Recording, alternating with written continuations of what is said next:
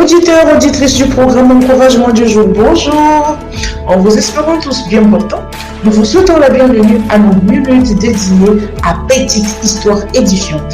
Merci pour votre attention et surtout, n'oubliez pas de la partager. Vous êtes bénis.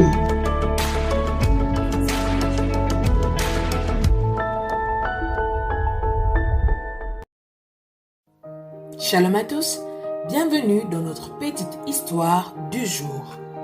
Notre histoire du jour s'intitule « Tu saigneras au cours des prochains jours ». Je nous prie de bien vouloir prêter attention à cette merveilleuse histoire. Je lis. Un jeune couple chrétien de nationalité gabonaise se maria en décembre 2020. Et comme tout autre couple africain, avoir un enfant après son mariage reste un acte majeur qui rassure les parents de ces derniers du choix de leur enfant. Un long silence, par contre, susciterait un questionnement autour de ces derniers. Animé par ce désir, le jeune couple fut, après plusieurs tentatives, visité par la grâce. La femme eut un retard. Mais lors de sa première visite, le gynécologue qui l'ausculta constata que l'enveloppe dans laquelle se trouve l'enfant était en train de se décoller. Et l'enfant était déjà très en dessous, donc prêt à sortir. Elle lui fit entendre que c'était une grossesse à risque et qu'elle allait saigner au cours des prochains jours. Le conseil qu'elle lui adressa était celui de limiter ses déplacements et de prier Dieu. Elle lui prescrivit quelques médicaments car la jeune femme ressentait de fortes douleurs au bas-ventre.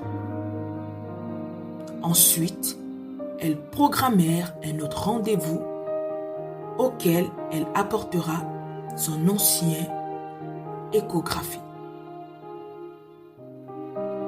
De son retour à la maison, elle rapportera tout ceci à son mari, mais ils gardèrent tous les deux un air positif. Ceci se déroulait un samedi. Le dimanche, ils se rendirent au culte, après lequel ils allèrent vers l'homme de Dieu à ce sujet. Ce dernier, après avoir donné quelques conseils, pria pour elle, prit un mouchoir qu'il pria de même dessus, le lui remit en lui disant d'aller et de l'appliquer sur son ventre. Ce qu'elle fit. Et il n'y eut aucun saignement. Le jour du rendez-vous, elle alla avec son mari chez le gynécologue. Là-bas, elle fit de nouveau une échographie et miraculeusement, l'enveloppe était fermée. Le bébé était bien placé et surtout bougeait en parfaite forme. Le jeune couple rendit gloire à Dieu. Le jeune couple rendit gloire à Dieu. Bientôt, la jeune femme donnera par la grâce de Dieu naissance à ce merveilleux don. Leçon du jour. Car nous marchons par la foi et non par la vue. Car nous marchons par la foi et non par la vue. 2 Corinthiens 5, verset 7. Les yeux physiques nous feront toujours voir les réalités en face. Mais la foi, elle nous guidera vers la parole de Dieu, c'est-à-dire vers Dieu. Ce que vous voyez détermine votre attitude.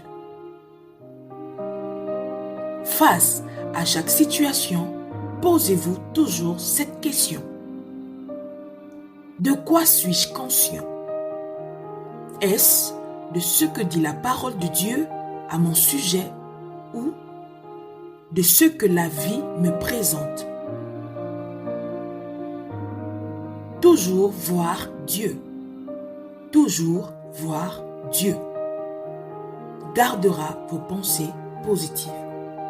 Toujours voir Dieu gardera vos pensées positives.